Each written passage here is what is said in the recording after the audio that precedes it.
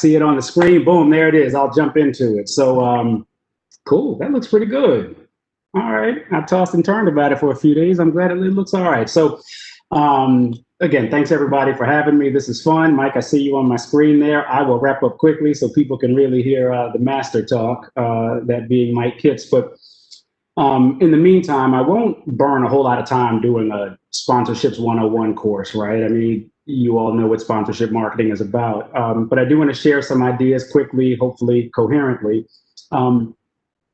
When we at United Airlines look at sponsorships and when we look at opportunities to activate, like most or like all brands, like probably all of you watching, we look at impressions, we look at advertising assets, we look at signage, we look at customer engagement, we look at hospitality opportunities.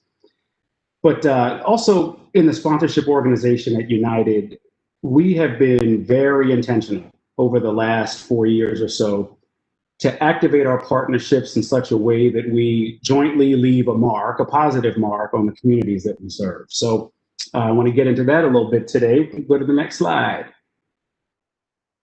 Cool. So I'll do a little history lesson here. Let's take you back to October 20th, 2016. This was the day that United and the Golden State Warriors announced the partnership.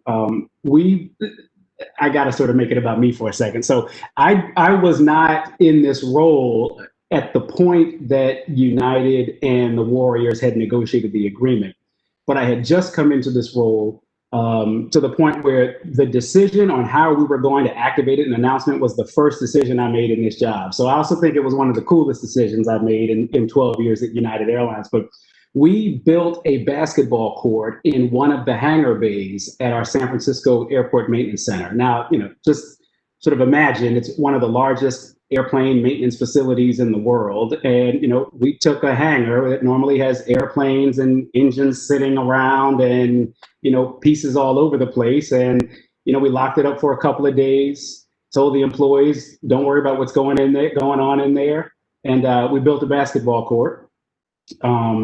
When we did this unveiling, of course, I was on a pre-planned vacation, so I wasn't there. But rumor has it there were thousands of employees and people all around in the rafters cheering on. It was an awesome announcement, great event.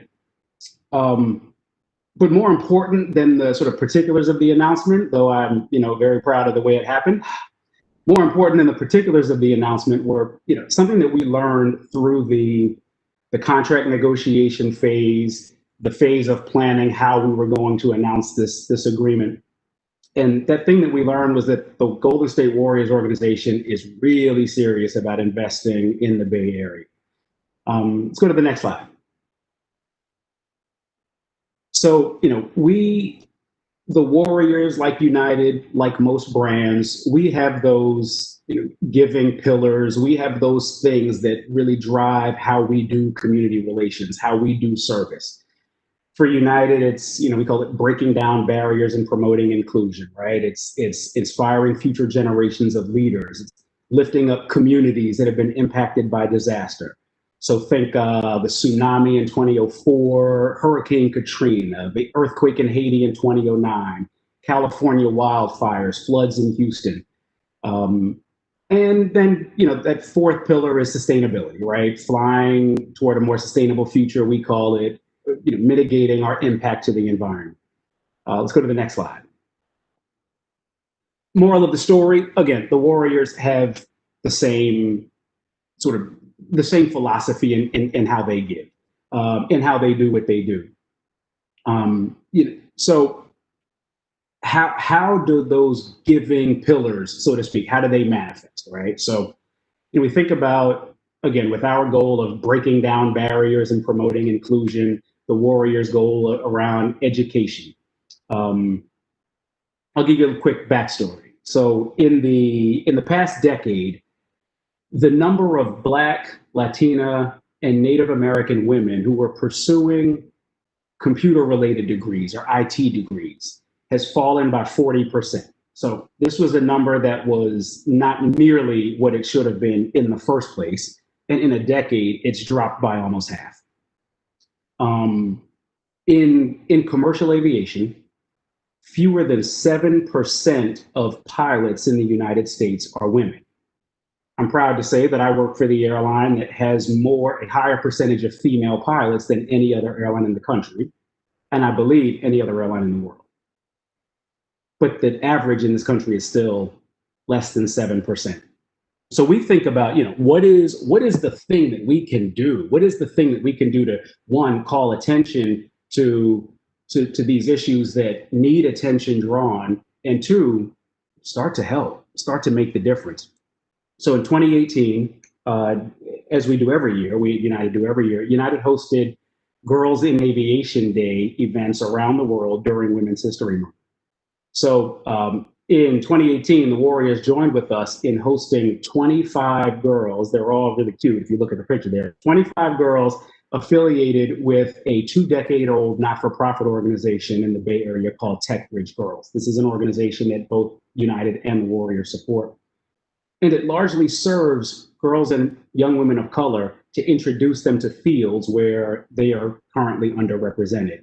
So this is, in San Francisco, the opportunity there was bring them to the airport, introduce them to women pilots, women in different fields, leadership fields, show them an operations center at the airport and see how planes get out and get back safely 5,000 times a day.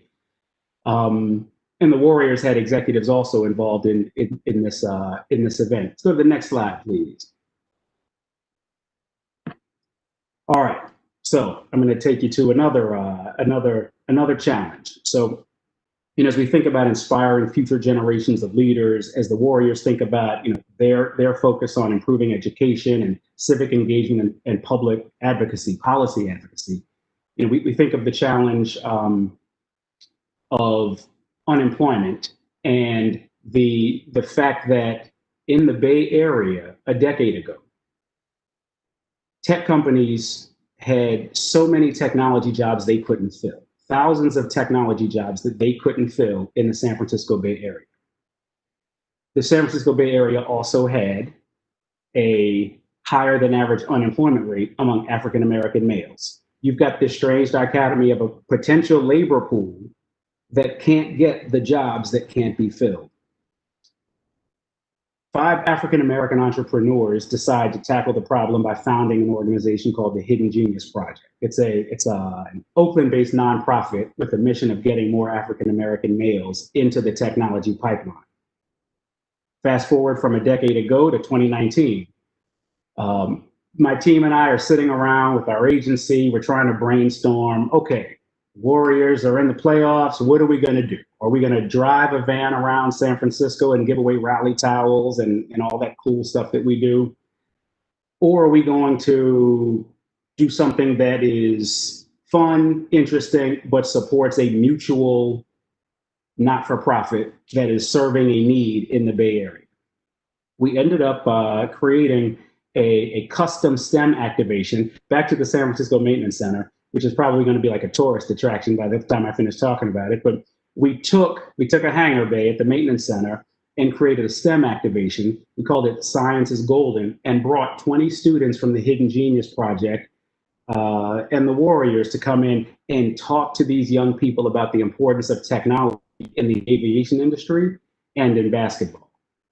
And by the way, it was another event that I missed. How come, I'm sure Mike was there, but how come I keep missing these events? So let's go to the next slide. In this one, we talk about United's giving pillar of lifting up communities. The Warriors focus on improving community health and wellness. The situation or the backstory here.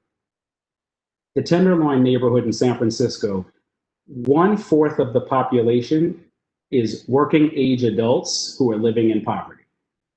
I'll give you some of the demographics. It's 25,000 people roughly live in Tenderloin, 1/3 Asian and Pacific Islander, 1/3 white. The rate of violent crime in this neighborhood is 4 times that of the city overall. The neighborhood is served by a 63,000 square foot Salvation Army Croc Center. It bills itself as a safe place for the community, a place that offers refuge, for anyone who needs services, regardless of race, ethnicity, sexual orientation, identity, gender. Just come on in, we got you. And it was in need of a new basketball court. So this was a project that the Warriors actually brought to us. The Warriors Foundation said, you know what? They need a new basketball court. We're a basketball team. We rehab basketball courts around the area. We joined together and on January 16th, introduced a newly refurbished court at that Kroc Center facility.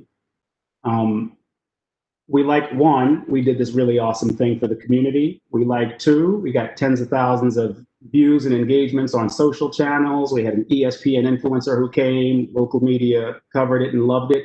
Best part of the whole event though was all those kids. I wish I could show you the video, all the kids running around and bouncing their balls, but pretty awesome event. Let's go to the next slide.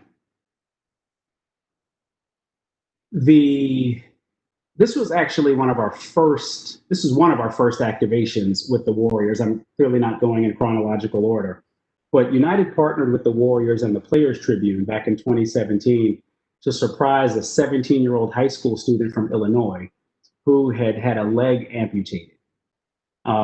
What we did was we gave him a surprise trip to San Francisco to see the Warriors play, where he was hosted behind the scenes. So, we took the guy, like his parents obviously knew where he was going. They show up in a crazy snowstorm at O'Hare. They get there. His parents are, his mom and his sister are getting him through the airport. The United Airlines agent hands him a boarding pass and says, hey, dude, you don't know where you're going. You're going to San Francisco. You're going to meet the Golden State Warriors. This was a guy who was affiliated with the Boys and Girls Clubs in Illinois, who had dreamed about playing basketball and had that dream take a detour because of this, because of having his leg partially amputated. So this was probably one of the proudest things that we worked on in partnership. But for the obvious benefit of doing this really wonderful thing for a really great family, it didn't hurt that we also got more than 3 million impressions to the video, 700,000 more video views on top of the impressions. Click-through rate was significantly higher than things that we typically do at United Airlines and Post. But I say that to say it's with the Warriors that we have learned, that we have learned and relearned and relearned and relearned how important it is to do good, because good results, and then you also get good results. Let's go to the next slide. I'm gonna try to keep us on schedule, so I'm gonna do a 30-second chat about the next couple slides. We're trying to save the world, one basketball court at a time, one aviation day at a time, one class of kids at a time. We also try to have some fun, try to engage with the community. We think about whether it's during playoffs or just during the season or off season, you've got events, cute little babies, shooting baskets. And the thing is, that baby could still shoot better than I can. Take over an area of Fisherman's Wharf, go down to Menlo Park, having some fun with Facebook employees. Let's do the next slide.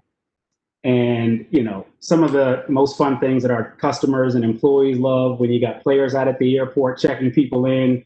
It's, it's the gift that keeps on giving. People love doing it. Fantasy flights or trips to the North Pole. If you've ever gone, if you have like chronic dry eye disease, go to a fantasy flight. It will be cured when you see all those little kids with their eyes wide open because they get to see Santa Claus. This is an event that the Warriors have attended with us. And just a lot of great stuff going on. So I'm going to keep us on schedule and stop talking right now. People really want to hear from Mike Kitts. I even want to hear from Mike Kitts. So I'll wrap up there and turn it over to the MC.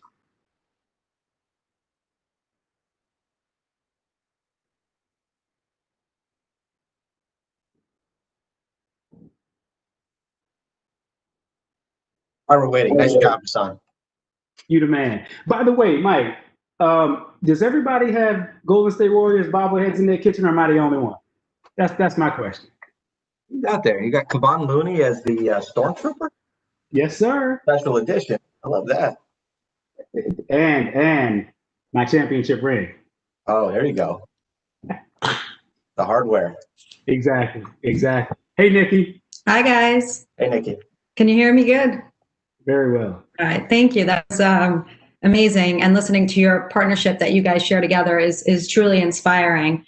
Listening to you guys, I'm going to give Mike an opportunity to talk as Rasan is curious. Oh, and by the way, I had the opportunity. I ran upstairs to my 14-year-olds to feel like I was part of the team right here, but he gave me that second. I love that I'm the only one not wearing a Warrior shirt.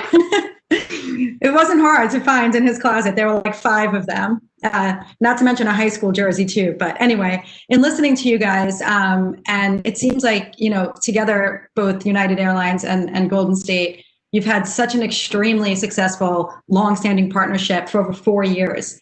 Obviously we've been hearing all day, and it's hard to talk about the NBA and the launch and, the new season coming up without mentioning the pandemic. But with COVID, there are certainly many negative changes and disadvantages in the traditional partnership. But it seems like you guys are staying ahead of the curve, right? I mean, you've worked within the community, you've worked within in San Francisco themselves, you've worked with the youth. Being that you guys did this even pre-COVID, can you talk a little bit about new sponsorship opportunities which might have arisen due to the pandemic?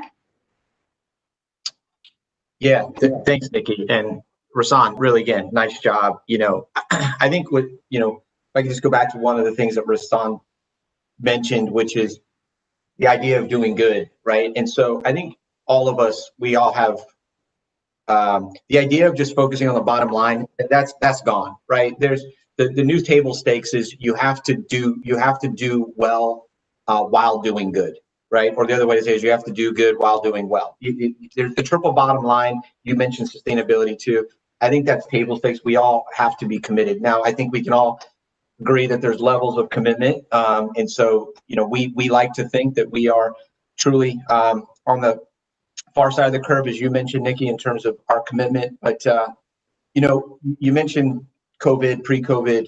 Look, a couple years ago, Pam L, who was the CMO of the NBA at the time, she threw out a stat that said that only 1% of fans will ever actually enter an NBA arena, right? Globally, 1% of our fans actually come to games. And so pre-COVID, you would already look at that and say, how are we truly partnering with folks like Rasan and United to engage the 99% of folks that aren't even in our arena, right? And we believe that a community the community things that Rasan talked about is a great way to do that.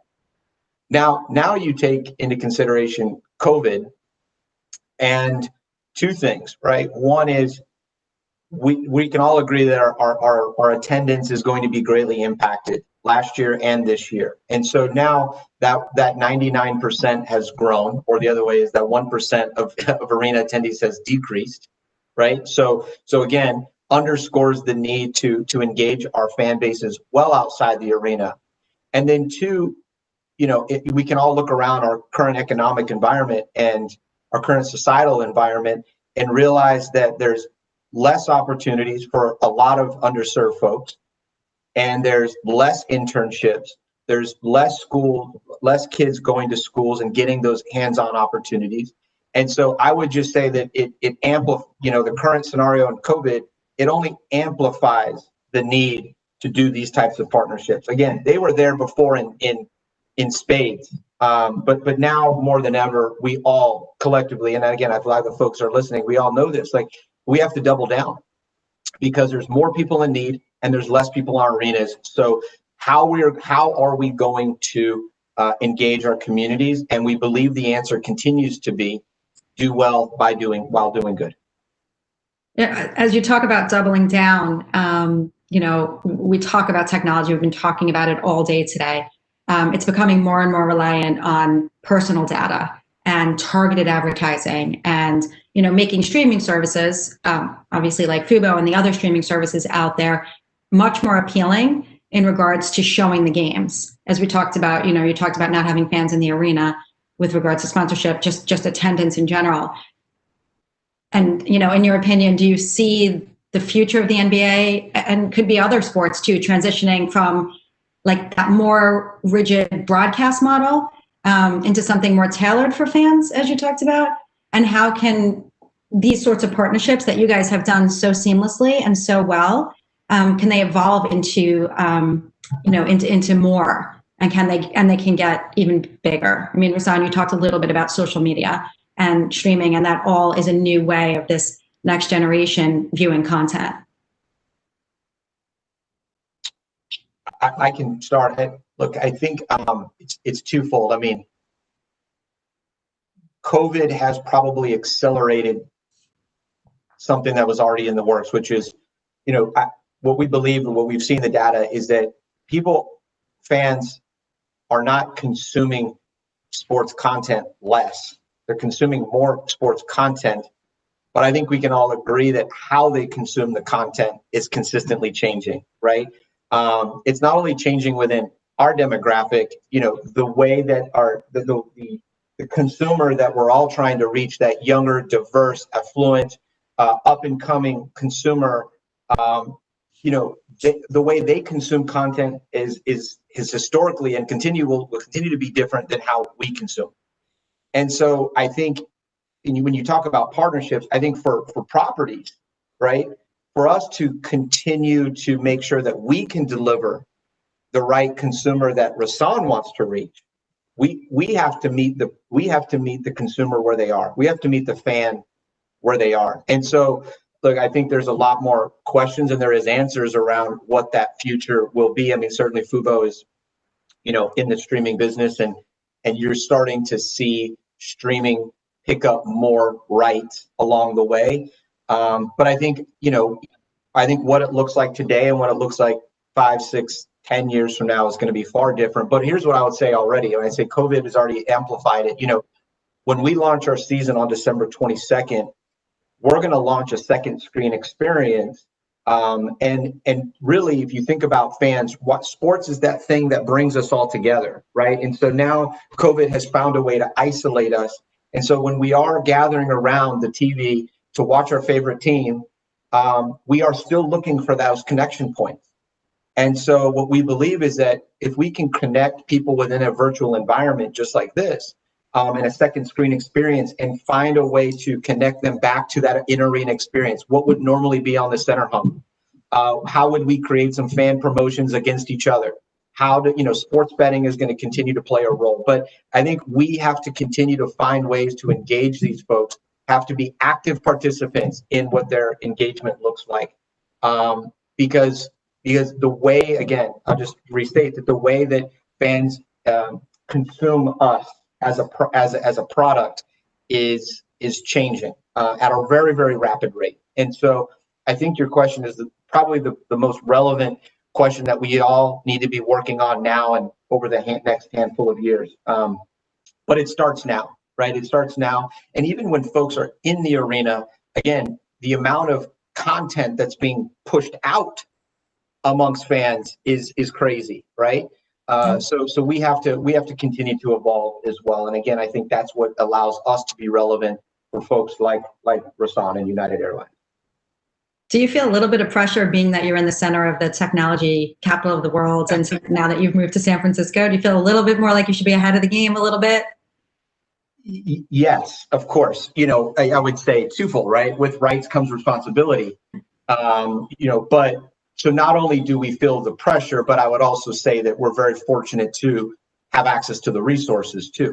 We have some of the smartest people in the world who are fixing a lot of the world's problems, or certainly streamlining some of our challenges that are based in our market. And so, we have access to those folks. Many of them, are probably part of our investor group. And so we do believe that there's a challenge and an opportunity and a responsibility to stay ahead of the curve. Absolutely. I got a couple of questions that are coming in. Unless Rasan, do you want to add to that?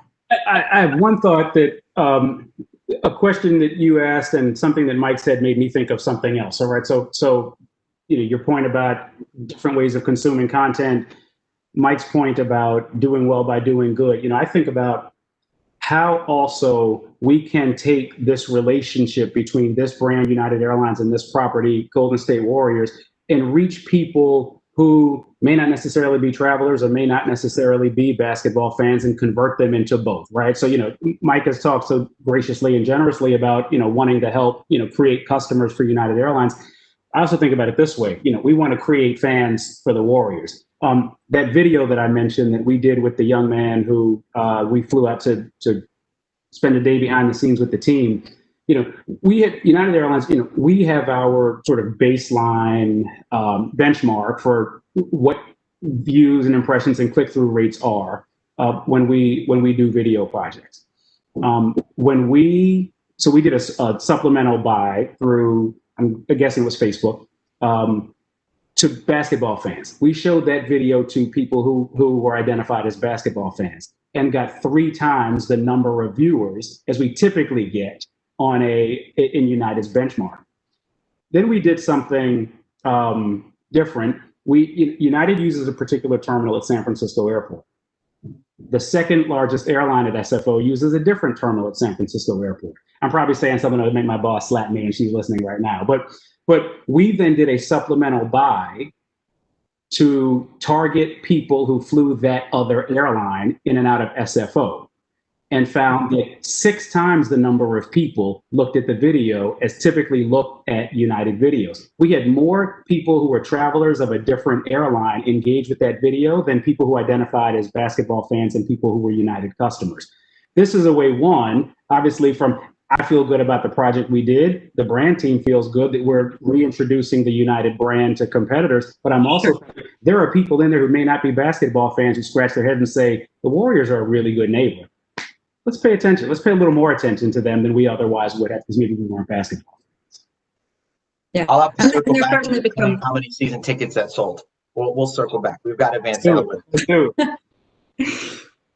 Well, all right. Well, thank you guys. I think we're just about at our closing mark, and I really appreciate it. And thank you both so much for allowing me to moderate this. You guys have a clearly incredible relationship and a great partnership that I'll probably continue on for years to come.